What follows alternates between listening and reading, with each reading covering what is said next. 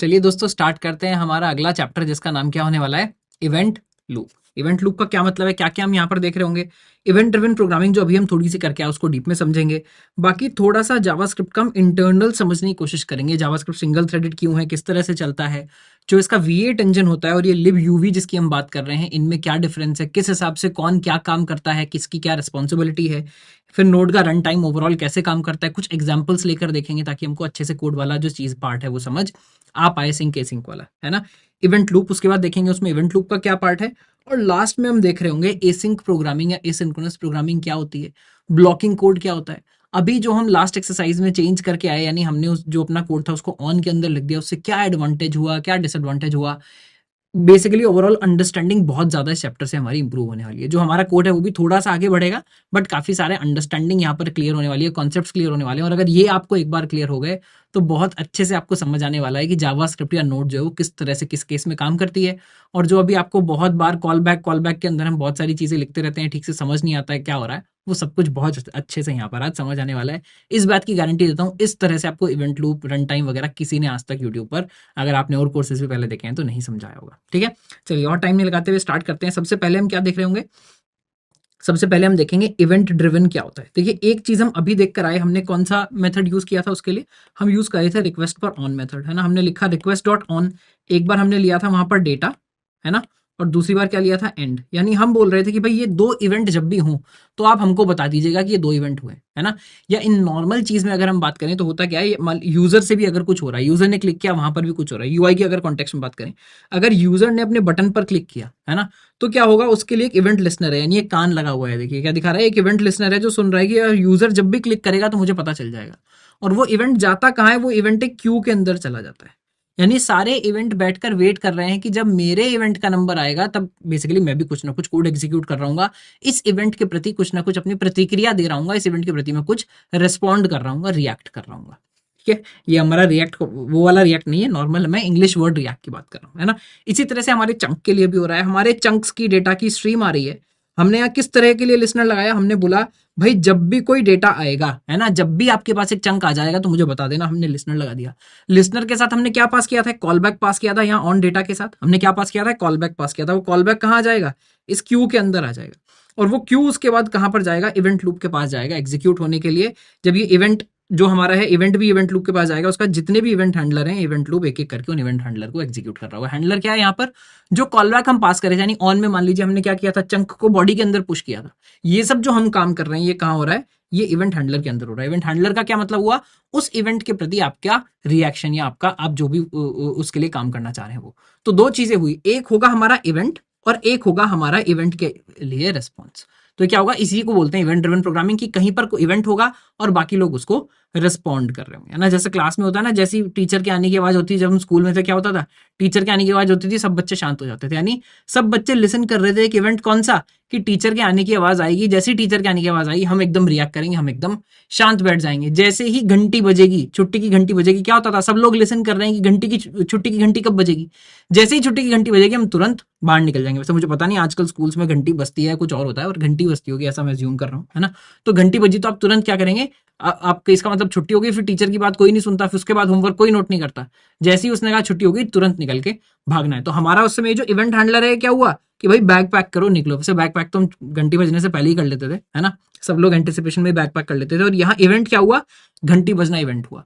तो नोड में जब हम रन टाइम चलाते हैं मोस्ट ऑफ द चीजें इवेंट ड्रिवन चल रही होती हैं। इसका क्या एडवांटेज है ये भी हम बाद में समझेंगे, बट मतलब ऐसा नहीं हो रहा है कि बार बार कोई स्कूल के बाहर से आ रहा है, आपका हाथ पकड़ के ले जा रहा है, यानी आपको एग्जीक्यूट करा रहा है, सिंक में एग्जीक्यूट करा रहा है कि चलो भाई छुट्टी होगी घर चलो।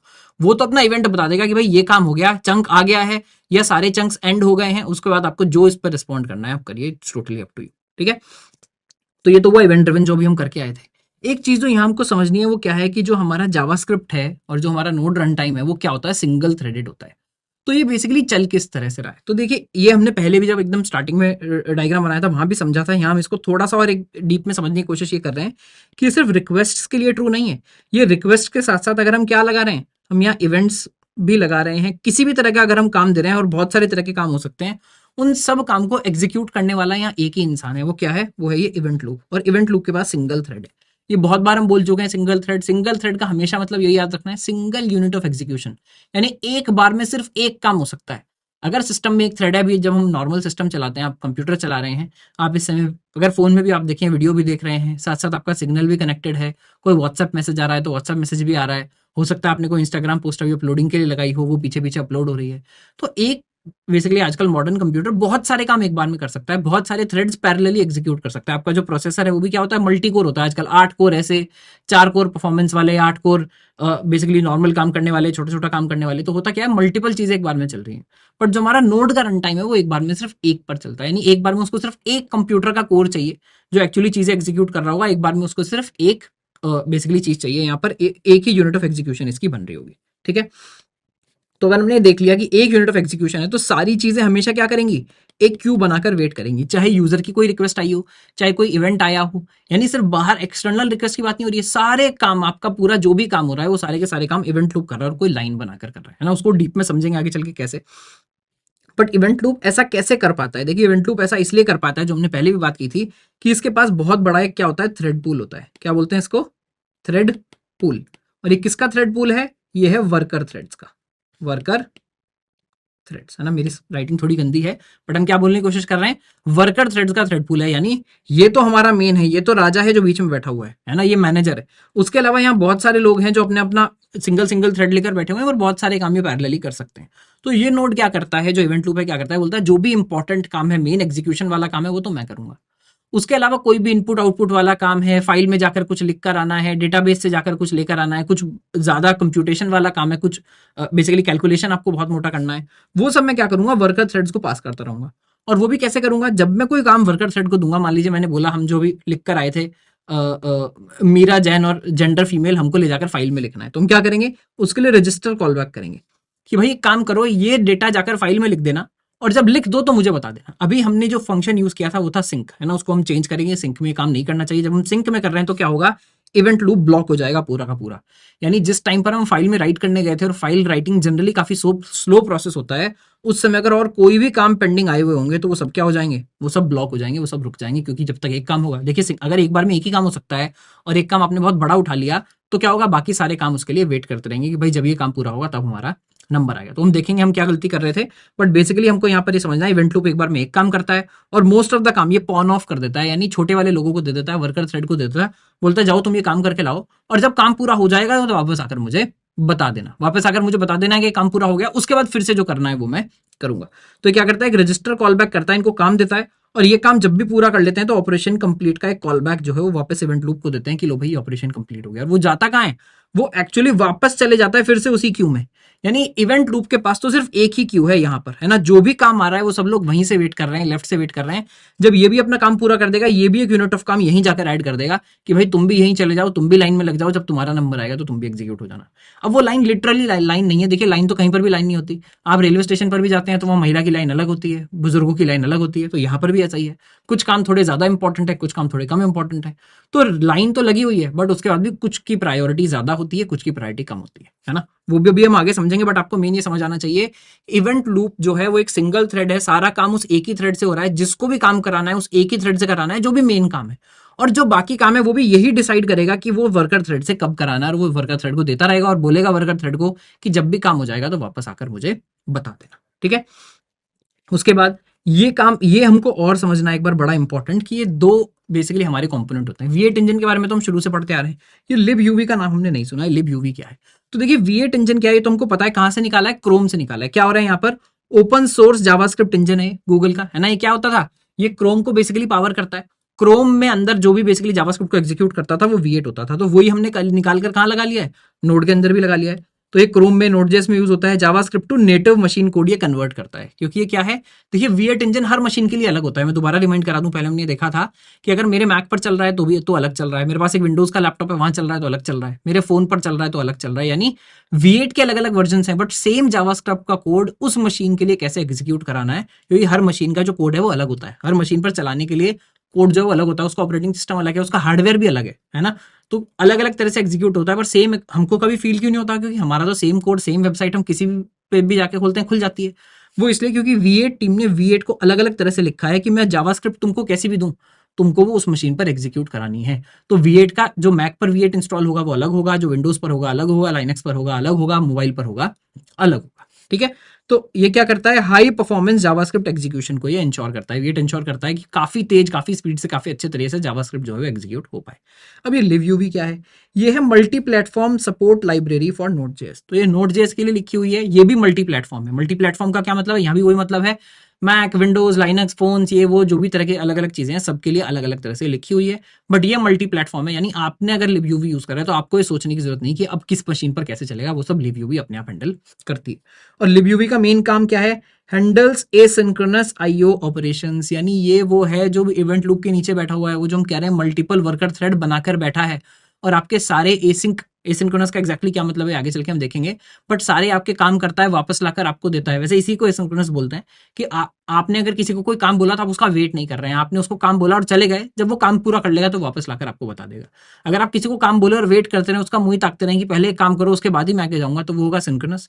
अगर मैं किसी को काम बताऊं और भूल जाऊं, बोलूं जब काम पूरा हो जाए तो वापस आकर मुझे बता देना, मेरा एक कॉल बैक कॉल कर देना, तो वो होगा एसिंक्रोनस। तो ये एसिंक्रोनस आईओ ऑपरेशंस बनाता है ना। एसिंक्रोनस आईओ ऑपरेशंस आप इसके साथ एग्जीक्यूट कर सकते हैं, वो जो अभी हम पीछे भी देख रहे थे ना, जो इवेंट लूप के पास ही नीचे बैठा हुआ था, यानी ये सारा काम हैंडल करने की जिम्मेदारी किसकी है, ये सारा काम हैंडल करने की जिम्मेदारी लिव लेता है ना। This provides event driven architecture, यानी जो अभी हमने इवेंट ड्रिवन पढ़ा वो भी ये लिव प्रोवाइड करता है ना। और ये क्या क्या काम कर रहा होता है, हमारे file system, networking and timers, non blocking across platform, यानी ये सारे के सारे काम कौन कर रहा होता है, हमारे लिव कर रहा होता है। तो अगर हम नोड का रन टाइम देखेंगे, नोड के रन टाइम में मेनली ये दो ही चीजें एग्जिस्ट करती हैं। क्या एग्जिस्ट करता है, एक तो V8 इंजन जो जावास्क्रिप्ट को लगातार मशीन कोड में कन्वर्ट करके चलाता है, और लिव जो कि एक C++ की एसिंक लाइब्रेरी है, ये बाकी सारा काम, चाहे इवेंट लूप का काम है, चाहे थ्रेड पूल है, ये सारा का सारा काम एक्चुअली हो रहा है लिव में। यानी एक्चुअल जो मास्टर है यहाँ पर वो V8 नहीं है, एक्चुअल जो मास्टर है वो लिव है। V8 सिर्फ इतना काम कर रहा है कि लिव जो भी इसको कोड देगा बेसिकली मशीन पर एग्जीक्यूट करने के लिए, वही एग्जीक्यूट कर रहा होगा। सिर्फ जावास्क्रिप्ट के कोड को मशीन पर एग्जीक्यूट कराना सिंगल रिस्पॉन्सिबिलिटी है V8 की, और बाकी सारा जो काम है वो यहाँ पर लिव कर रहा होता है। ठीक है, हमको इनका डिफरेंस भी समझ आ गया। अब हम देख रहे होंगे नोड रन टाइम एक्चुअली किस तरह से काम करता है ना। तो देखिए यहाँ पर कुछ एनिमेशन हैं जो किससे लिए हमने, फेब्री लाउ एंड एंड्रयू हू 368 है ना, इन्होंने बहुत अच्छा सा ब्लॉग बनाकर ये एनिमेशंस बनाई है हमारे यूज के लिए, ताकि बेसिकली सबके यूज के लिए, ताकि हम लोग इसे ठीक से समझ पाए। तो एक बार समझने की कोशिश करते हैं। देखिए यहाँ पर आपको क्या दिखाने की कोशिश कर रहे हैं। सबसे पहले लेफ्ट में हम कोड देखते हैं। देखिए लेफ्ट में कोड क्या है, एक कंसोल लॉग हमारे पास लिखा हुआ है स्टार्टिंग नोड.जेएस है ना, उसका इन्होंने एक डीबी क्वेरी लिखी हुई है। अभी डीबी क्वेरी हमको नहीं देखना है कि हम कैसे करते हैं, अभी हमको क्या समझना है, ये एक इनपुट आउटपुट ऑपरेशन है। यानी इस पूरे को आपको अंदर घुस के नहीं देखना है, झांक के नहीं देखना, आपको वैसे समझना है कि इनपुट आउटपुट ऑपरेशन है, उसके बाद फिर से कंसोल लॉग यहाँ पर लिखा हुआ है। तो जो सेकंड ऑपरेशन है हमारा, ये क्या है, ये हमारा एक एसिंक ऑपरेशन है। यानी यहाँ पर वही जो हमारी लिव है वो काम करने वाली है। क्या काम करने वाली है, काम हम उसको दे देंगे, बोलेंगे जब तुम्हारा काम हो जाएगा तो हमको बता दीजिएगा। तो इसका आउटपुट यहाँ दिखाने की कोशिश कर रहे हैं कि किस तरह से कोड चलने वाला है। आपको अभी तक जब हम ऐसी डायरेक्ट निगाहों से कोड देखते हैं तो हमको लगता है पहले ये लाइन चलेगा है ना, अगर कोई पूछेगा हम क्या बोलेंगे, नंबर 1 पे ये लाइन चलेगा, फिर 2 पर ये लाइन चलेगा और 3 नंबर पर ये लाइन चलेगा है ना, क्योंकि जिस सीक्वेंस में लिखे हैं उसी सीक्वेंस में चलेंगे। ये बात तो आपकी ठीक है, बट इनका जो रिजल्ट है वो उसी सीक्वेंस में नहीं आने वाला है। कैसे, सबसे पहले हम बोलेंगे स्टार्टिंग नोड.जेएस है ना, तो ये क्या हुआ, देखिए V8 इंजन के पास आएगा सबसे पहले क्या, स्टार्टिंग नोड.जेएस। अभी यहाँ पर जो हम एनिमेशन में देखेंगे आया, देखो कंसोल लॉग आया, तो यहाँ पर हमारे पास आउटपुट में आ गया लिखा हुआ स्टार्टिंग नोड.जेएस। ये बात बिल्कुल ठीक है। उसके बाद जब डीबी क्वेरी चलेगी तो क्या होने वाला है, डीबी क्वेरी जैसी ही चलेगी तो ये तो हमारा एसिंक ऑपरेशन है, तो इसके लिए हम क्या करने वाले होंगे, इसके लिए हम डीबी क्वेरी को लेंगे और सीधे ले जाकर डाल देंगे लिब यूवी में। तो देखिए पहली लाइन चली, अभी यहाँ एरो दिखा रहा है पहली लाइन चली। अब जैसे ही दूसरी लाइन यहाँ पर चलेगी, डीबी क्वेरी चलेगी, तो क्या होगा, अभी पहली लाइन चली, इसके बाद अब चलेगी, अच्छा अभी यहाँ पर पहली लाइन हमने दिखाई है ना, कि पहली लाइन जब भी चल रही है तो क्या हो रहा है, कंसोल लॉग आ रहा है और आउटपुट में हमारे हमको क्या दिख रहा है, नोड.जेएस जो है वो दिख जा रहा है। तो पहली लाइन तो हमको समझ आ रही है बाय डिफॉल्ट है ना। अगर अगली लाइन हम देखेंगे, देखिए जैसे ही कंट्रोल अगली लाइन पर जाता है, डीबी क्वेरी आती है, डीबी क्वेरी चली जाती है लिब यूवी के अंदर है ना। कहाँ चली जाती है, लिब यूवी के अंदर चली जाती है। वो अपने आप कुछ एग्जीक्यूट अभी कर ही नहीं रही है, उसको तो पता है ये एसिंक ऑपरेशन है, तो लिब यूवी के पास वो भेजेगा, बोलेगा जब तुम्हारा काम हो जाएगा तो मुझे बता देना। V8 ने अभी यहाँ पर कोई काम नहीं किया, इसको सीधे कहाँ पास कर दिया, लिब यूवी के पास पास कर दिया। तो ये जो क्वेरी एग्जीक्यूटेड मेरा जो कोड लिखा हुआ है ये भी आउटपुट में नहीं आया है ना। उसके बाद क्या होगा, कोड आगे बढ़ जाएगा। अभी लिब यूवी अपना काम कर रहा है, पर जो लेफ्ट में कोड है वो आगे बढ़ जाएगा कहाँ, बिफोर क्वेरी रिजल्ट पर। ये क्या करेगा, आगे बढ़ जाएगा। लिब यूवी अभी पैरेलली अपना काम कर रहा है, क्योंकि लिब यूवी के पास क्या है, लिब यूवी के पास वर्कर थ्रेड है, वो काम अपने अपने थ्रेड में कर रहे हैं। हमारा जो V8 इंजन वाला जो मेन थ्रेड है वो आगे बढ़ जाएगा, कंसोल लॉग पर आएगा। और देखिए इसलिए सेकंड आउटपुट हमारा यहाँ पर क्या आ गया है, सेकंड आउटपुट हमारा आ गया है before query result. Query executed नहीं आया अभी, बिफोर क्वेरी रिजल्ट जो है वो पहले आ गया। तो बिफोर क्वेरी रिजल्ट यहाँ पर आ गया है ना। अभी लिब यूवी अभी भी अपना काम कर रहा है। अब क्या होगा, अब मान लीजिए लिब यूवी का काम भी पूरा हो जाता है, तो libUV उसके बाद क्या कर रहा होगा, उसको उठाकर डाल रहा होगा यहाँ इवेंट क्यू में, है ना, जो हमने देखा था वो क्या करेगा, हमेशा क्यू में डाल देगा। इवेंट क्यू से वो फिर से आएगा कॉल बैक यानी V8 इंजन में एग्जीक्यूट होने के लिए, और उसके बाद मेरा तीसरा जो आउटपुट है वो यहाँ पर आ रहा होगा, क्या, क्वेरी एग्जीक्यूटेड, है ना। तो ये हमको समझ आना चाहिए क्या हुआ। देखिए इवेंट लूप ने इसको घुमाकर कहाँ डाल दिया, V8 इंजन में डाल दिया। इवेंट लूप का काम क्या है, इवेंट लूप का काम है जब भी कोई भी काम एग्जीक्यूट करने के लिए हो तो उसको एग्जीक्यूट करना। V8 के पास जब भी कोई काम है, बेसिकली इवेंट क्यू में जब भी कोई काम है तो उसको V8 से एग्जीक्यूट कराना, है ना। तो ये भी हालांकि जो एनिमेशन है वो 100% ट्रू नहीं है। इवन जब कंसोल लॉग चल रहा है ना, तो वो भी कहाँ आएगा, पहले इवेंट क्यू में आएगा। इवेंट क्यू से इवेंट लूप उसको एग्जीक्यूट करेगा V8 इंजन के पास, और उसके बाद वो एग्जीक्यूट हो रहा होगा, उसके बाद आउटपुट उसका यहाँ पर आ रहा होगा। पर मोटा मोटा हमको क्या समझ आया कि कैसे V8 और libUV दोनों भाई भाई की तरह साथ मिलकर काम करते हैं। एग्जैक्टली जावास्क्रिप्ट को जब भी कन्वर्ट करना है तो वो काम V8 कर रहा होता है, बट जब भी कोई भी काम अगर एसिंक हमको करना है, वर्कर थ्रेड से कराना है, तो उसकी जिम्मेदारी libUV ले लेता है। और जब उसका काम पूरा हो जाता है तो क्या करता है, वापस सीधा V8 के पास नहीं आता। जब उसका काम पूरा हो जाता है तो वो सारा वो जो भी उसने कॉल बैक दिया है वो कॉल बैक एग्जीक्यूशन के लिए डाल देता है इवेंट क्यू में, और इवेंट क्यू के पास फिर से जब भी मौका लगता है तो उसको यहाँ पर सॉल्व कर रहा होता है। देखिए अगर आपको ये समझना है इससे और डीप में, अभी हमने थोड़ा सा कर्सरी लेवल पर कवर किया है कि जावास्क्रिप्ट किस तरह से काम करती है। मैं एक वीडियो लिंक करता हूं, है ना, हमारे इस वीडियो के नीचे लिंक होगा, या आप खुद भी चैनल पर जाकर सर्च कर सकते हैं। हमने एक वीडियो बनाया हाउ जावास्क्रिप्ट वर्क्स के नाम से, है ना। आधे घंटे का वो वीडियो है, अगर आपने वो पहले नहीं देखा है आपको वो जरूर देखना चाहिए।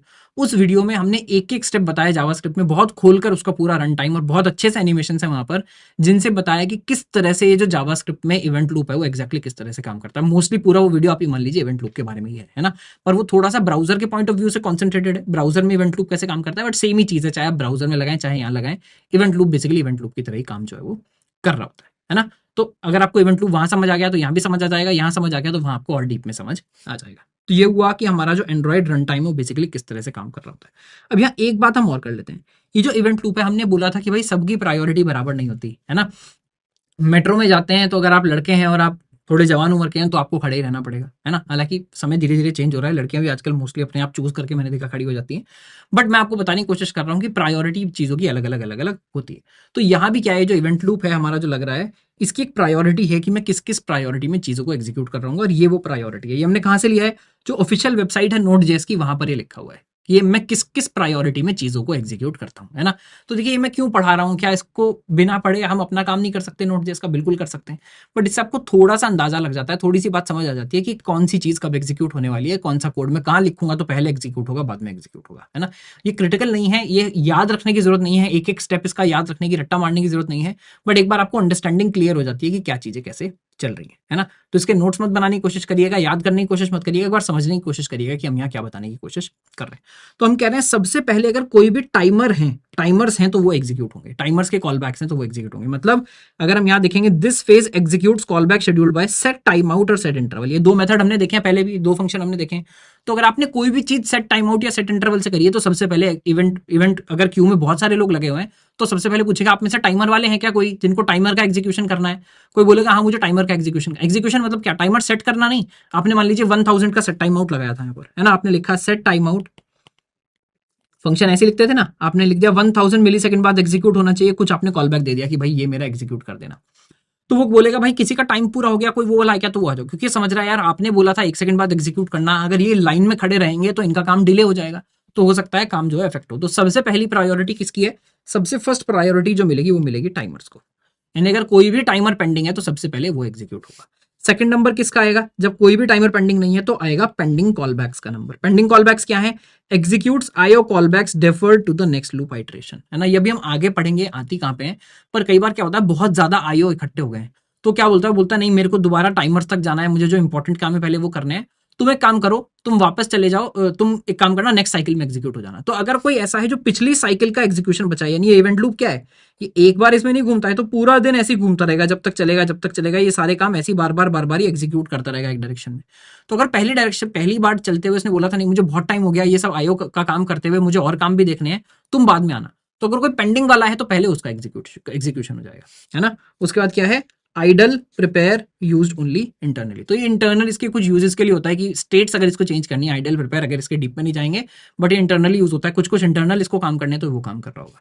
उसके बाद आ जाता है मेन पोल। पोल क्या करता है, रिट्रीव्स न्यू आईओ इवेंट्स, कि अगर कोई नए आईओ इवेंट किसी ने लगाने की कोशिश की है, शेड्यूल करने की कोशिश की है तो वो होंगे। उसके अलावा executes IO related callbacks almost all with exception of close callbacks, यानी अब जो भी किसी ने मान लीजिए आईओ पूरा कर दिया, जो हमारा libUV है वो क्या बोल रहा है, आपने उससे डेटाबेस से क्वेरी एग्जीक्यूट करने के लिए कहा था, उसने कर दी, फाइल में कुछ राइट करने के लिए कहा था, उसने कर दिया, बहुत सारे काम पेंडिंग हो गए हैं, वो कहाँ भेज रहा है, हमने देखा था वो इवेंट क्यू जो है उसमें भेज रहा है। अभी इवेंट क्यू में से जो भी काम है पोल स्टेज में वो सब वो एग्जीक्यूट कर रहा होगा, सिर्फ क्या छोड़कर, अगर कोई क्लीन अप वाला काम है, कहीं सिर्फ मेमोरी क्लीन करना है, कनेक्शन को बंद करना है, अगर सिर्फ इस टाइप के काम है तो बोलता तुमको मैं बाद में भी कर सकता हूं, तुम सिर्फ ऑप्टिमाइजेशन वाले काम हो, तुम थोड़ी देर रुक जाओ, तुमको बाद में करूंगा, पहले बाकी सारे काम एग्जीक्यूट कर लेता हूं। उसके अलावा the ones scheduled timers and set immediate node will block here when appropriate, तो क्या करता है कि एक बार पोल के टाइम पर एक बार दोबारा से जाकर चेक कर लेगा कि कोई अगर टाइमर्स थे तो उनको दोबारा एक बार टाइमर्स को मैं एग्जीक्यूट कर लेता हूं, किसी में अगर सेट इमीडिएट दिया हुआ है तो वो भी मैं एग्जीक्यूट कर लेता हूं, है ना। इनको छोड़कर बेसिकली बाकी एग्जीक्यूट करता है। उसके बाद आता है check, set immediate callbacks are invoked here, यानी कई बार आप सेट इमीडिएट फंक्शन यूज कर सकते हैं, हमने पहले नहीं पढ़ाया पर सेट इमीडिएट भी होता है जहां पे बोलते हैं कि भाई इसको इमीडिएटली एग्जीक्यूट कर देना, तो अगर वो है ऐसा कोई भी पेंडिंग है तो उसके बाद सेट इमीडिएट वाला एग्जीक्यूट होने वाला है। देखिए इनकी प्रायोरिटी टाइमर से कम है ना, तो टाइमर्स की प्रायोरिटी ज्यादा है, सेट इमीडिएट की प्रायोरिटी कम है। उसके बाद कोई भी ऐसा है जो सेट इमीडिएट वाले हैं तो वो एग्जीक्यूट हो रहे होंगे, लास्ट में हो रहे होंगे क्लोज कॉलबैक्स, यानी कहीं पर भी अगर आपने क्लीन अप करने की कोशिश की है, बहुत सारी चीजें आप ये बोल रहे हैं कि भाई ये रिसोर्स में यूज कर रहा था इसको बंद कर दीजिए, उस फाइल को वहां बंद कर दीजिए, नेटवर्क कनेक्शन को बंद कर दीजिए, मेमोरी क्लीन अप कर दीजिए, यानी जो भी साफ सफाई वाले काम है अगर कोई ऐसा भी हो रहा है तो उसके बाद क्लोज कॉलबैक्स पे आएगा और वापस घूमकर चला जाएगा टाइमर्स के पास। ठीक है, तो आपको यहाँ पर मोटा मोटा ये समझ आना चाहिए कि इवेंट लूप इन सारे कामों में, जो 6 काम है इनमें बार बार घूमता रहता है और बार बार इनको एग्जीक्यूट करता रहता है। तो टाइमर्स की प्रायोरिटी ज्यादा होती है, उसके बाद कॉल बैक्स, फिर आइडल, फिर पोल, फिर चेक, फिर क्लोज कॉल बैक्स, इसी को ये बार बार करता रहता है। और जो भी आएंगे वो सब कहाँ आएंगे, वो एक क्यू में यहाँ पर आते रहेंगे और हर बार ये पहले क्यू में पूछेगा ये वाले कौन है। जैसे अगर आप लोगों में से कभी किसी ने फ्लाइट लिया हो, फ्लाइट में आप जाते हैं तो क्या पूछते हैं सबसे पहले बोर्डिंग के टाइम पर कि रो ए से रो डी वाले कौन कौन से हैं, सबसे पहले वो आ जाइए। तो वहां सब लोग लाइन बनाकर बैठे हैं, सब लोग वेट कर रहे हैं, बट उसके बाद क्या उनकी प्रायोरिटी ज्यादा, उससे पहले बोलेगा बिजनेस क्लास वाले कौन है वो आ जाइए, फर्स्ट क्लास वाले कौन है वो आ जाइए, उनके बाद आपका नंबर आएगा। तो यहाँ पर भी यही है, टाइमर्स वाला फर्स्ट क्लास है, पेंडिंग कॉलबैक्स बिजनेस क्लास है, बाकी सब हम इकोनॉमी वाले अलग अलग सीट वाले हैं कि आपको किस किस सीट पर बैठना है। पर इवेंट लूप आपके लिए क्या कर रहा होता है, इवेंट लूप आपके लिए इन सबको लगातार एग्जीक्यूट कर रहा होता है, क्योंकि वो सिंगल है, हमने बार बार मैं याद दिला रहा हूँ सिंगल थ्रेड है, एक बार में एक ही काम कर सकता है, तो वो बेसिकली अपना इस तरह से लाइन बनाकर इन सब चीजों को एग्जीक्यूट कर रहा होता है ना। इसी चीज के लिए एक ये दूसरा बेसिकली डायग्राम है समझने के लिए, यहाँ भी क्या है आपको दिखा रहा है इवेंट लूप कैसे एग्जीक्यूट हो रहा है। पहले टाइम आउट इंटरवल वाले काम करेगा, फिर नेटवर्क डिस एंड चाइल्ड प्रोसेसेस वाले काम करेगा, सेट इमीडिएट करेगा, क्लोज इवेंट्स करेगा, है ना। यहाँ हमने 4 ही क्यों दिखाए 6 के बजाय, क्योंकि देखिए एक तो ये इंटरनल है, माफ कीजिएगा, जो हम इससे पहले देख रहे थे उसमें जो पोल सॉरी जो आइडल प्रिपेयर वाला स्टेट था वो इंटरनल था, और जो बेसिकली क्लोज कॉलबैक से एनीवे सिर्फ क्लीन अप वाले काम है, सेट इमीडिएट वाले काम है ना। तो अगर हम यहाँ पर दोबारा आकर देखें तो हम क्या क्या दिखा रहे हैं, सेट जो टाइमर वाले काम है वो हो गए, जो पोल वाले काम है, पेंडिंग कॉलबैक वाले काम है वो हो गए, सेट इमीडिएट हो गया और क्लीन अप वाले काम हो गए, है ना। तो वैसे 6 स्टेट्स हैं, आप मोटा मोटा जिस भी तरह से समझना चाहें इसको समझ सकते हैं। अब हमने आज ज्ञान तो बहुत ले लिया है ना, हमको 15-20 मिनट हो गए करते हुए, हमने बहुत सारा ये समझ लिया कि ये सिंगल थ्रेडेड का मतलब क्या है, इवेंट लूप का मतलब क्या है, इस सब चीज़ों का मतलब क्या है, तो हमने समझ लिया। अब एक बार वापस आकर ये समझते हैं कि जो हमने कोड लिखा था उसमें हमको क्या चेंजेस की जरूरत थी, है ना। वैसे हमने ये काम एक बार इसमें कर लिया है, जो जो हमने एक्सरसाइज किया था, प्रैक्टिस सेट किया था, उसमें एक बार कर लिया है, फिर भी मैं आपको यहाँ समझाने की कोशिश करता हूँ कि मैं यहाँ क्या बोल रहा था, है ना। इसके लिए हम क्या करते हैं, जो हमने प्रैक्टिस सेट किया था उसको हम बना लेते हैं चैप्टर नंबर 6 के अंदर। तो एक नया चैप्टर यहाँ बना लेंगे, क्या, चैप्टर 6, इसका नाम क्या रख देंगे, इवेंट लूप। और इवेंट लूप पे हम क्या करने वाले हैं, जो 5 का कैलकुलेटर था ना, इस कैलकुलेटर को मैं ले आता हूँ उठा करके, उसको मैंने कॉपी कर लिया और चैप्टर 6 के अंदर लाकर कर लिया पेस्ट, है ना। इसी के अंदर मैं आपको एक चीज दिखा रहा हूँ, क्या, जब हम सम के अंदर गए, है ना, बाकी सबको हम बंद कर देते हैं, क्लोज ऑल, है ना। अच्छा ऑल ही कर दिया मैंने, क्लोज अदर्स करना। जब हम सम के अंदर गए तो देखिए सम के अंदर क्या हो रहा है, हमने ये जो रिस्पॉन्स रिटर्न किया है ये कहाँ किया है, एंड के अंदर किया है। अगर मैं रिस्पॉन्स बाहर रिटर्न कर रहा होता, है ना, अभी के लिए मान लीजिए हमको यहाँ पर रिजल्ट नहीं बताना था, है ना, रिजल्ट तो हम नहीं बता पा रहे हैं, या मैं बस ये बोल देता हूँ योर सम इज 78, है ना। पहले एक बार समझने की कोशिश करते हैं क्या हो रहा है। मैं ये जो रिजल्ट हमने बनाया ना, इससे अच्छा तरीका है, मैं क्या करता हूँ, ये जो रिजल्ट है इसको हम बाहर डिक्लेयर कर लेते हैं बॉडी के पास, जैसे हमने बाकी चीजें डिक्लेयर की हैं रिजल्ट भी कर लेते हैं, और कॉन्स्ट की जगह इसका जो डिक्लेरेशन है वो हम लेट कर देते हैं। Let result is this, result हम यहाँ पर सेट कर देंगे, है ना, और रिजल्ट उसके बाद यहाँ पर यूज कर लेते हैं। इसमें तो हमको कोई दिक्कत नहीं होनी चाहिए, है ना। वेरिएबल अब हमने ऊपर डिक्लेयर कर लिया है, बॉडी भी तो हमने अंदर से एक्सेस किया था, इसी तरह से हमने रिजल्ट को भी एक्सेस करके यहाँ से सेट कर दिया और उसका हमने यहाँ पर सेट कर दिया उसके बाद। ठीक है, अब एक बार मैं आपको चलाकर दिखाता हूँ इसमें क्या प्रॉब्लम होने वाली है। इसको हम किल कर लेते हैं सर्वर को। हमको कैलकुलेटर में ही आना है, पर भाई हमको अब आना है चैप्टर 6 में।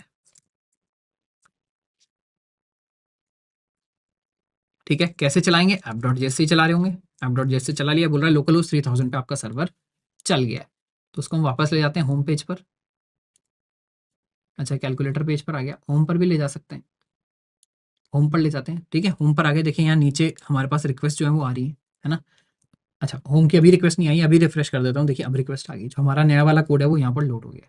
मैंने बोला गो टू कैलकुलेटर, तो ये कैलकुलेटर पे आ गया, कोई दिक्कत नहीं है।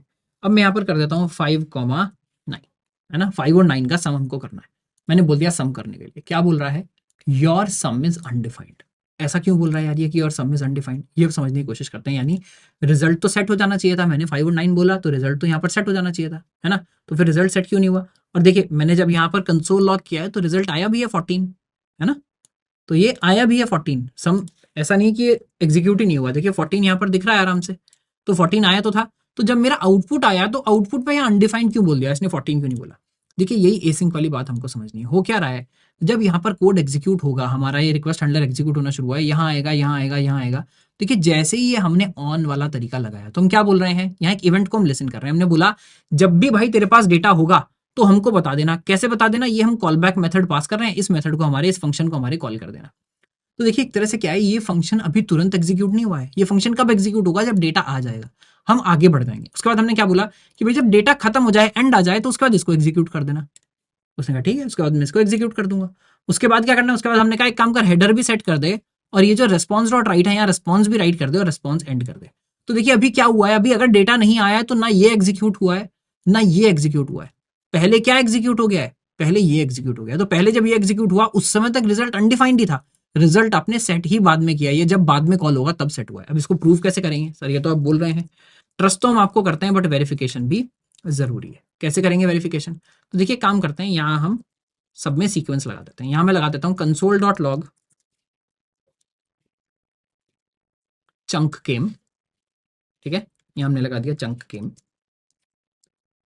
उससे पहले यहां हम लगा देते हैं, ये देखिए इन सम रिक्वेस्ट हैंडलर तो हमारे पास पहले से ही है, इसको हम दे देते हैं नंबर 1। सबसे पहले अगर नॉर्मली कोड एग्जीक्यूट हो रहा होता तो ये होता, उसके बाद नंबर 2 चंक केम आता है ना।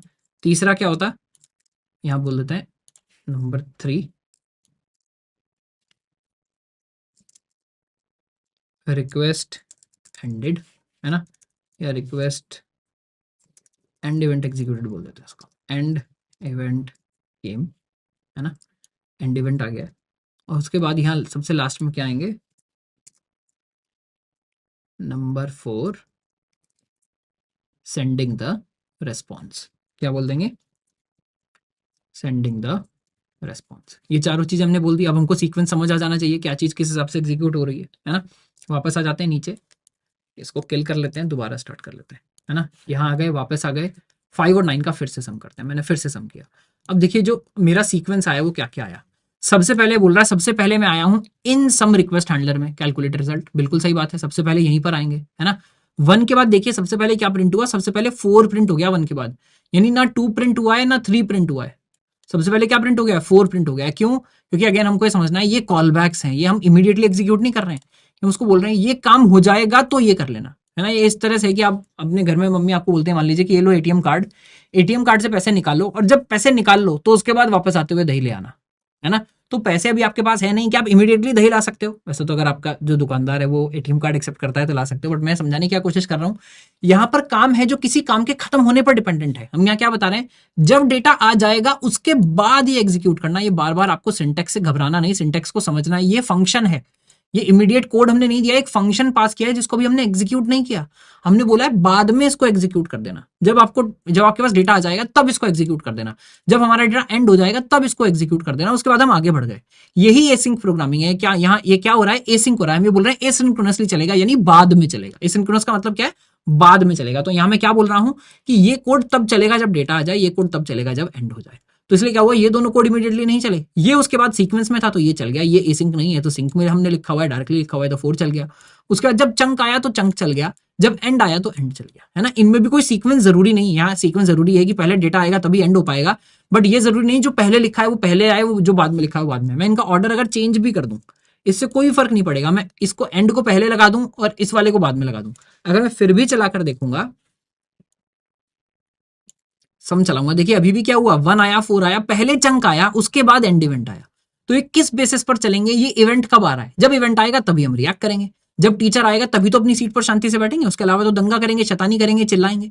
तो ये भी वही हो रहा है, जब इवेंट आएगा तब ये वाला कोड चलेगा। तो यही एसिंक कोड का गेम है। इसीलिए हमने जो रिस्पॉन्स भेजा था, कहाँ भेजा था रिस्पॉन्स, हमको कहाँ भेजना चाहिए था, अगर हम 5 में कैलकुलेटर के अंदर जाकर देखेंगे, इसको ठीक से चलाने के लिए हमने क्या किया था, अगर मैं आ जाऊंगा सम के अंदर, तो हमने बोला कि यार ये जो रिस्पॉन्स भेजने वाला काम है ना, ये हमको अभी डायरेक्टली जहां रिक्वेस्ट वाला हमने मेथड लिखा है हैंडलर, वहां नहीं लिखना है, हमने रिस्पॉन्स भेजने वाला काम कहाँ लिख दिया था, हमने ऑन के अंदर ही लिख दिया था कि भाई जब फाइनल डेटा आ जाए, जब एंड हो जाए, जब मैं कैलकुलेट करूंगा मेरा फाइनल सम, मैं रिस्पॉन्स भी तभी भेजूंगा। तब तक क्या करेगी, रिक्वेस्ट वेट करती रहेगी, यानी अगर रिक्वेस्ट मेरे पास आ गई, रिक्वेस्ट का हैंडलर मैंने बंद कर दिया, रिस्पॉन्स अभी गया नहीं है, रिस्पॉन्स कब जाएगा, रिस्पॉन्स तब जाएगा जब एंड आ जाए मेरे पास, मैं उसके बाद अपनी कैलकुलेशन कर चुका हूं, जब मैं अपनी कैलकुलेशन कर चुका हूं उसके बाद मैं हेडर लगाकर रिस्पॉन्स भेजूंगा। जबकि यहां हमने जो नए कोड में लिखा, हमने क्या लिखा, ये काम तुम बाद में कर लेना, यानी हमने कहा बॉडी में तुम पुश कर देना, उसके बाद कैलकुलेट रिजल्ट करना तुम बाद में, है ना, पर एक काम करो, जो रिस्पॉन्स है वो अभी डाल दो।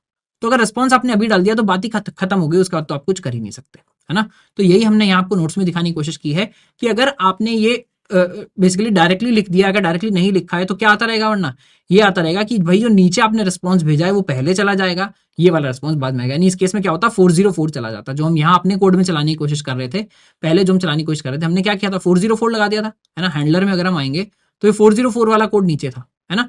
तो अगर यहां पर आपने रिटर्न नहीं किया तो क्या होगा, ये कोड पहले चल जाएगा, उसको मिल जाएगा 404, और आपने जो रिस्पॉन्स भेजा है वो अभी आता, जब प्रोसेसिंग हो जाती है उसके बाद आता, बट उसकी वेट ही नहीं होगी, सबसे पहले आपका यही वाला रिस्पॉन्स जो है वो चला जाएगा। ठीक है, तो यहां हमने समझा एसिंक कोड कैसे है, हम एसिंक कोड किस तरह से लिख रहे हैं और वो किस सीक्वेंस में किस तरह से वो एग्जीक्यूट होता है, और एग्जीक्यूट कौन करा रहा है। देखिए जो भी कॉल बैक्स हैं वो कहां से आई होंगी, वो आई होंगी लिब यूवी के थ्रू, हमने देखा था लिब यूवी के थ्रू आएंगी इवेंट क्यू के अंदर, इवेंट क्यू से जाएंगी इवेंट लूप के पास, और इवेंट लूप के पास कब जाएंगी, जब उन 6 प्रायोरिटी में से उनकी प्रायोरिटी का नंबर आएगा तो इवेंट लूप के पास हो जाएंगे, और उसके बाद आगे काम उनका चल जाएगा, है ना। तो एसिंक कोड में हमने प्रॉब्लम दिखाई और साथ साथ आपको दिखाई कि आपको कैसे फिक्स करना है, जो हेडर स्टेटस कोड और एंड आप डालने की कोशिश कर रहे हैं वो आप कहाँ डालेंगे, वो आप वहीं पर डाल रहे होंगे, यानी अपने जो एंड मेथड, जब तक आपका एंड ये हुआ नहीं, कॉल बैक आपका एंड नहीं हुआ, तो आपको जो रिस्पॉन्स भेजने का काम करना है वो भी कहाँ करना है, कॉल बैक के अंदर ही आपको ये काम भी करना है ना। ये हुआ बेसिकली हमारा एसिंक कोड। अब एक चीज हमको यहाँ पर और समझनी है, काम हमने अभी यहाँ पर क्या किया हुआ है, जो फाइल लिखने वाला हमारा काम है ना, हम आ जाते हैं पुराने वाले में, सिर्फ चैप्टर 6 में हम बात नहीं कर रहे हैं, चैप्टर 6 में हमने कैलकुलेटर तो लगा ही लिया है, अगर कैलकुलेटर के अलावा हम इससे पहले देखते, हम पहले यहाँ पर क्या कर रहे थे, ऐप और यूजर डॉट जेएस में, है ना, हम इनकी भी एक कॉपी बना लेते हैं। क्या करता हूँ मैं, चैप्टर 6 में एक नया जो फंक्शन है वो बना लेता हूँ, क्या, एक नया फोल्डर बना लेता हूँ जिसका नाम मैं रख लेता हूँ यूजर, जिसमें यूजर वाला हम काम कर रहे होंगे, है ना। इसको इसके अंदर डाल लेते हैं, कैलकुलेटर को बंद कर लेते हैं, और यूजर के अंदर ये जो हमने ऐप और यूजर वाली फाइल थी, अच्छा मूव नहीं करनी है हमको, कॉपी करनी है, कॉपी पेस्ट, है ना। आप समझ रहे हैं, मैं हर बार नए चैप्टर में इसलिए कर रहा हूँ, नए फोल्डर्स में इसलिए कर रहा हूँ ताकि आपको पुराने वाला चेंज ना मिले, हर बार हम नई जगह पर चेंज कर पाए। तो देखिए ये जो हमने पहले लिखा था इसमें क्या था, यहाँ तो हमने कुछ भी नहीं लिखा, ये तो सिर्फ सर्वर स्टार्ट करने का कोड था। यूजर में आ जाते हैं, यूजर क्या कर रहा था, इसको थोड़ा सा छोटा कर लेते हैं। अगर होम पेज पर आप आए थे तो कंप्लीट कोडिंग लिखा रहा था, एक बार इस वाले प्रोजेक्ट को फिर से चला लेते हैं, आप भूल ना गए हो इससे पहले जो हम काम कर रहे थे, है ना। कैलकुलेटर से बाहर आ जाइए, यूजर के अंदर चलिए और क्या करिए, नोड ऐप डॉट जेएस। इस समय हमने पोर्ट 3001 पर चलाया हुआ था, 3001 पर ये चल गया। यहाँ हम क्या बोलते थे, नाम बोलते थे, मेल फीमेल सबमिट करते थे, अब फाइल बन जाती थी। अभी तो फाइल बनी नहीं है क्योंकि एक बार भी नहीं गया है ना। अब मैं यहाँ क्या करता हूँ, यहाँ आपको एक चीज दिखाता हूँ, हो क्या रहा है,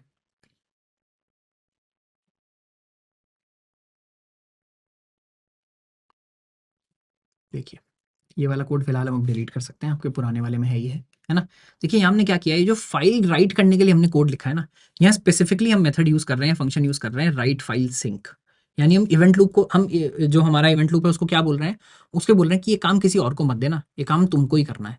ये मुझे पता है इनपुट आउटपुट का काम है, पर ये काम वर्कर थ्रेड को मत देना, तुम ही करो। वो बोलेगा भाई मेरे पास इतने काम है, इतने सारे कॉल बैक्स मेरा वेट कर रहे हैं, इतनी सारी इनकमिंग रिक्वेस्ट मेरा वेट कर रही है, आपने बोला नहीं तुम ही करो। वो बोलेगा भैया फाइल राइट करने का काम, इनपुट आउटपुट का काम मेरी नॉर्मल स्पीड से 1000 गुना स्लो होता है, आप बोल रहे हो नहीं, तुम ही करो, तो होगा क्या, बाकी सारे लोग जो भी इवेंट लूप से अपना कोड एग्जीक्यूट कराने की कोशिश कर रहे हैं, सब लोग वेट करेंगे। अब जब तक आपका काम पूरा नहीं होगा सब लोग वेट कर रहे होंगे। तो ये तरीका तो बहुत अच्छा नहीं है ना। हमको क्या करना चाहिए, राइट फाइल सिंक तो नहीं यूज करना चाहिए। तो हम इसकी जगह क्या यूज करना चाहिए, हम इसकी जगह यूज करेंगे जो हमने यहाँ आपको दिखाया। तो देखिए ये क्या कर रहा है, राइट फाइल सिंक, ये ब्लॉक कर देता है सब कुछ, यानी दिस ब्लॉक्स एवरीथिंग। जब तक ये अपना काम पूरा करके नहीं आएगा तब तक आपका पूरा इवेंट लूप ब्लॉक्ड रहेगा। तो ये अच्छी बात नहीं है, आपका मेन थ्रेड ब्लॉक्ड रहेगा। हमको आइडियली हमेशा इवेंट लूप को जल्दी से जल्दी खाली करना है। हमारी जो पूरी कोशिश है वो यही होनी चाहिए कि जो भी काम है वो ज्यादा से ज्यादा जो वर्कर थ्रेड है वो कर रहे हैं, क्योंकि उनकी कोई लिमिट नहीं है, वो अपना काम अपनी स्पीड से कर सकते हैं। और सबसे इंपॉर्टेंट बात, आप ये करते हुए किसी और को ब्लॉक नहीं कर रहे हैं, कोई और आपका वेट नहीं कर रहा है। तो ये काम करना बिल्कुल भी रिकमेंडेड नहीं है जो अभी हमने यहाँ पर किया। तो इसके लिए आप कौन सा मेथड यूज कर रहे होंगे, इसके लिए आप इससे अगला मेथड यूज कर रहे होंगे जिसका नाम क्या है, राइट फाइल। ये क्या है, ये एसिंक ऑपरेशन है। तो राइट फाइल सिंक की जगह जो नॉर्मल, देखिए उसने राइट फाइल एसिंक अलग फंक्शन नहीं बनाया, क्योंकि वो बोल रहा है फाइल तो बाय डिफॉल्ट ही एसिंक में मैं राइट करूंगा। अगर आपको सिंक में करानी है तो मैं आपको एक अलग मेथड दे रहा हूं कि अगर कोई बहुत छोटा काम है, बहुत अर्जेंट काम है, आप ये करना चाह रहे हैं तो आप कर लीजिए, अदरवाइज काम तो एसिंक में ही होगा। तो जब आप राइट फाइल बोल रहे हैं तो बोल रहा है एसिंक में काम होगा। और एसिंक में काम कैसे होगा, आपको फाइल का नाम देना पड़ेगा, आपको टेक्स्ट देना पड़ेगा जो आप लिखना चाह रहे हैं, बट साथ साथ आपको क्या करना पड़ेगा, एक और आर्ग्यूमेंट देना पड़ेगा, जो एक और फंक्शन होगा जो क्या लेगा, एक एरर फंक्शन वाला आर्गुमेंट लेगा, यहाँ एक कॉल बैक लेगा जिसको एरर मिलेगी कि लिखने में मुझे कोई एरर तो नहीं आई। देखिए एरर हैंडलिंग हम अभी नहीं करेंगे, एरर हैंडलिंग पर हम एक पूरा चैप्टर कर रहे होंगे और यहाँ भी ऐसे कोई एरर आने के चांसेस भी नहीं है। तो मैं यहाँ क्या लिख देता हूँ, यहाँ बस मैं लिख देता हूँ console.log डेटा रिटर्न सक्सेसफुली। यानी देखिए कॉल बैक कब एग्जीक्यूट हो रहा है, कॉल बैक तब एग्जीक्यूट हो रहा है जब ये फाइल में हमारा काम करा है। यानी libUV कब इसको कॉल करेगा, कॉल भी क्या करेगा, कब इसको इवेंट क्यू में ऐड कर देगा, जब वो जाकर वर्कर थ्रेड में गया, उसने वो फाइल राइट कर दिया user.txt, उसके बाद वो ये लाकर हमको दे देगा कि लो भाई ये तुम्हारा काम, तुमने बोला था ये काम हो गया है। इसको अब इवेंट लूप एग्जीक्यूट कर देगा, इवेंट लूप के बाद जब भी टाइम होगा वो एग्जीक्यूट करके आपको बता देगा कि भाई आपका काम हो चुका है। तो ऐसा हो सकता है काम हो चुका हो बट अभी एग्जीक्यूट ना हो, इसको एग्जीक्यूट होने में थोड़ा टाइम लग जाए, बेस्ड ऑन मेरा इवेंट लूप कब खाली होगा। तो राइट फाइल भी एक्चुअली हमें ऐसे ही करना चाहिए। तो देखिए पिछली बार भी हमने क्या किया था, अगर इससे पहले हम देखेंगे, हमने ये राइट तो कर दिया था, बट उसके बाद जो हमको ये लोकेशन और रिस्पॉन्स भेजना था ये हमने कहाँ भेज दिया था, ये हमने पहले ही भेज दिया था यहीं पर, है ना। ये आप पहले भेज चुके थे, एंड आपने बाद में किया, यानी जो एंड के अंदर कोड है तो बाद में चलने वाला है। तो हमने पहले ही उसको बोल दिया कि भाई तू 302 मेन होम लोकेशन पर चला जा, तब तक फाइल राइट भी नहीं हुई है। क्या होगा अगर इसमें कोई एरर हो गई तो, आपने तो क्लाइंट को पहले ही भेज दिया, तेरा काम हो गया। ये हमारा क्या था, हमारा सक्सेसफुल रिस्पॉन्स था कि जब भी फाइल राइट हो जाएगी हम उसको वापस भेज देंगे होम पर। तो हमने रेस्पॉन्स स्टेटस कोड भी सेट कर दिया, हेडर सेट कर दिया, रिस्पॉन्स एंड कर दिया, बट हमने उसको ये बोला नहीं क्या कि भाई तेरा काम हुआ है अभी नहीं हुआ है, क्योंकि काम तो भी हुआ ही नहीं है, काम के लिए तो अभी हम वेट कर रहे थे। तो आइडियली इसकी भी सही जगह क्या थी, हमको कहाँ करना चाहिए था, जब मेरे पास डेटा आ चुका हो, जब मेरे पास एंड आ चुका हो, जब मैं उसके बाद उसको काम कर चुका हूं, जब मैं उसके बाद फाइल भी राइट कर चुका हूं, जब मैंने फाइल भी राइट कर दी है, मुझे तब उसके लिए रिस्पॉन्स भेजना चाहिए कि भाई तेरी फाइल सक्सेसफुली राइट हो गई है। अगर कोई भी एरर आएगा तो मैं उसको ही बोलूंगा कि नहीं तेरी फाइल सक्सेसफुली राइट नहीं हुई। तो हम यहाँ क्या बोलेंगे, रिटर्न res डॉट एंड, है ना, कि भाई तुम रिटर्न कर लो रिस्पॉन्स डॉट एंड कर लो। ये हमने बना दिया। अब देखते हैं इसमें भी एक कोई हमने गड़बड़ की है क्या, है ना।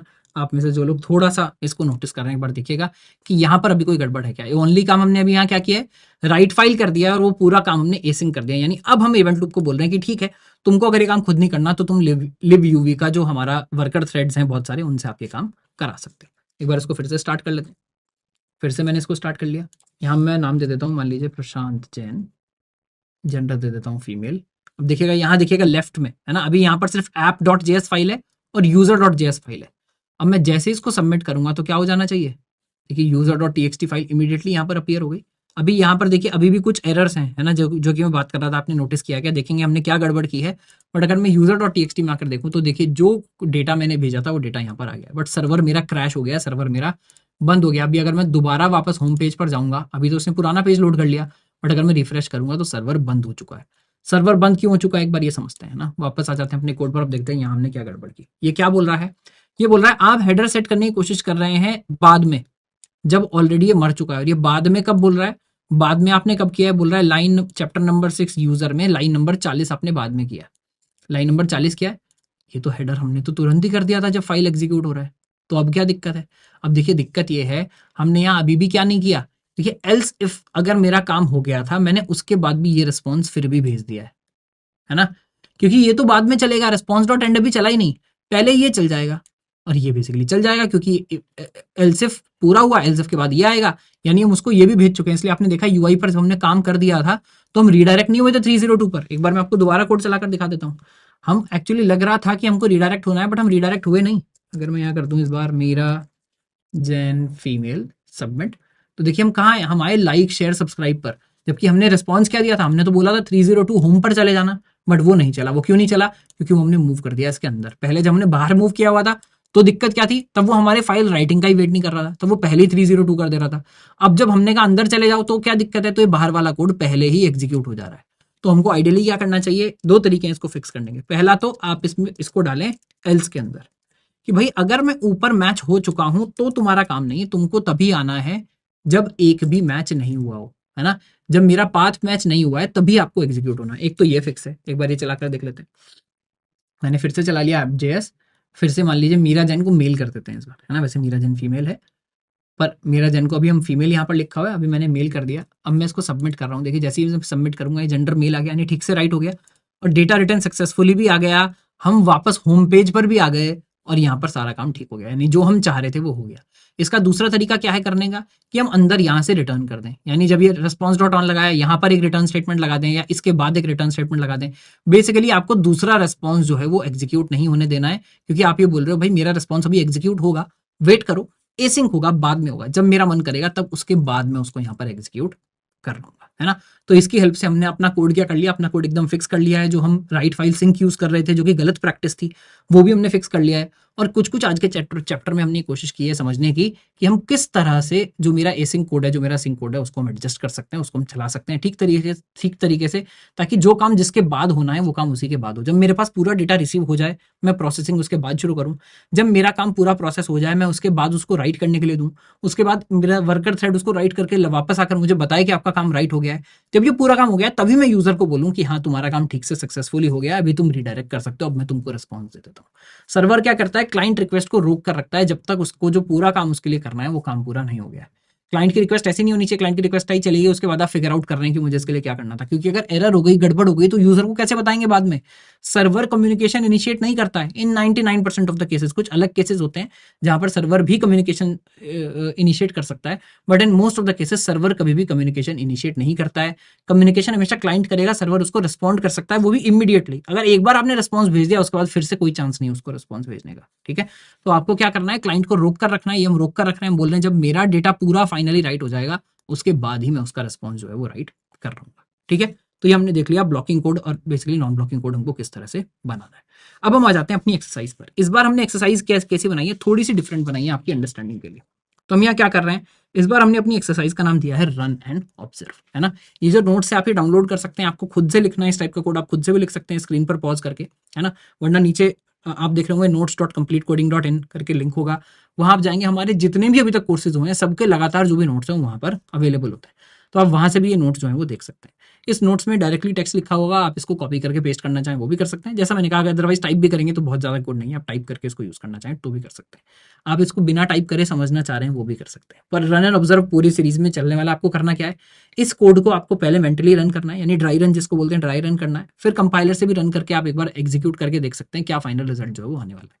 अभी जो फाइनल रिजल्ट है आपका वो मैंने अपने पीछे छुपाया हुआ है जहां मैं खड़ा हुआ हूँ, है ना, ताकि आपको इमीडिएटली ना दिखे। कुछ लोगों को हो सकता है थोड़ा थोड़ा चमक भी गया होगी क्या पहले चलेगा क्या बाद में चलेगा, बट आपको आपको आइडियली करना कि आपको इसको पॉज करना है, आपको उसको देखना है कोड को। पॉज कर देखिए, अपने आप करिएगा, वरना क्या होगा सिर्फ आप मेरी बातों से समझ जाएंगे। पहले एक बार अपने आप देखने की कोशिश कीजिए, आपके हिसाब से क्या काम पहले होगा क्या काम बाद में होगा, है ना। और एक बात मैं और बता दूं, इसके जो रिजल्ट्स हैं वो भी एकदम 100% एक्यूरेट नहीं है, यानी इसमें ऑर्डरिंग रन टाइम पर चेंज भी हो सकती है। हो सकता है जब आप चलाएं तो ऑर्डर थोड़ा सा डिफरेंट आए, बहुत सारे केसेस में मैं चलाऊं तो डिफरेंट आए। हमको यहाँ समझना क्या है, हमको यहाँ समझना ये कि किस तरह से हम फिर भी इसको चलाकर देख सकते हैं क्या कोड सिंक्रोनस चलेगा, क्या एसिंक चलेगा, क्या कब चलेगा, बाद में चलेगा, ठीक है। ये हम देखने वाले हैं। तो एक बार पहले पॉज करके इसको चला लीजिए, उसके बाद मैं इसको आपको एक्सप्लेन कर रहा हूँ कि ये कोड कैसे चलता है, कैसे ये नहीं चलता है, ठीक है। तो हम देखते हैं इसमें किस किस तरह से एग्जीक्यूशन होने वाला है। एक तो ये ना मेरी टी शर्ट जो है इसमें है ग्रीन कलर, और ये ग्रीन कलर जो है मेरा स्टूडियो जो है कर रहा है गायब, है ना। सो मिस्टर इंडिया दिखता था ना, दिख रहा होगा आपको मेरी छाती के आर पार, पीछे वाला जो कंटेंट है वो दिख रहा है ना। ग्रीन ग्रीन कलर ये कर रहा है रिमूव, चलिए कोई बात नहीं। तो हमको यहाँ पर क्या करना है, रन एंड ऑब्जर्व में हम देख रहे थे किस तरह से कोड चलेगा। तो देखिए अगर हम देखना स्टार्ट करें, इसने क्या किया है, पहले रिक्वायर लिया है एफएस, है ना। उसके बाद ये क्या बोल रहा है, पहला लॉग स्टेटमेंट है स्टार्ट ऑफ द स्क्रिप्ट, है ना। तो ये तो देखिए सिंक ही लग रहा है, तो सबसे पहले मुझे लग रहा है सबसे पहले तो 1 नंबर ही आना चाहिए अगर कोई लिखवा रहा है तो। उसका सिंक्रोनस ब्लॉक है, उसके बाद इसने बता ही दिया है ना, हमने थोड़ा सा बता हेल्प भी कर दिया है। Console dot log reading file synchronously, उसका आगे बोल रहा है भाई मैं फाइल सिंक्रोनसली रीड कर रहा हूँ, तो फिर 2 भी आ जाना चाहिए, अभी तो कंसोल लॉग ही हुआ है। फिर हमने फाइल को रीड किया, सिंक्रोनस वे में रीड किया, है ना। आइडियली ये क्या है, गलत है, ऐसा नहीं करना चाहिए, बट इसने कर लिया, तो क्या हो रहा होगा, इवेंट लूप पूरा वेट कर रहा होगा इस टाइम पर। उसके बाद क्या हुआ, सिंक्रोनस रीड कंप्लीट, फिर आना चाहिए 3, सिंक्रोनस रीड कंप्लीट हो गया। उसके बाद मैं बोल रहा हूँ 4 रीडिंग फाइल एसिंक्रोनसली, फिर 4 आएगा। देखिए उसके बाद इसने क्या किया, उसके बाद पहले आ गया है 5, नंबरिंग भी हमने सही वाली दे दी है, यानी एक्चुअल जो आंसर है उसमें भी क्या होना चाहिए, यहाँ देखिए 1 2 3 4 5 6 ही सही आंसर है, क्योंकि यहाँ जो ऑर्डरिंग है वही आपके हिसाब से दी हुई है कि जब ये 4 चल जाएगा उसका पहले 5 चलेगा, क्योंकि हमने इसको बोल दिया कि भाई फाइल रीड करना, और जब रीड हो जाए पूरा तो मेरा ये जो, माफ कीजिएगा, जब फाइल पूरा रीड हो जाए तो मेरा ये जो कॉल बैक है ये आप एग्जीक्यूट करना। तो क्या होगा, 4 के बाद पहले चल जाएगा 5, और जब फाइल एसिंक्रोनसली रीड हो गई है उसके बाद चलेगा ये, है ना। फाइल हमने राइट तो करके देखा है, अभी रीड करके नहीं देखा, ये सब भी हम कर रहे होंगे, बट आपको सिंटैक्स मोटा मोटा देखकर समझ आ जाना चाहिए कि वही सिंटैक्स है, काम किस तरह से चल रहा होगा।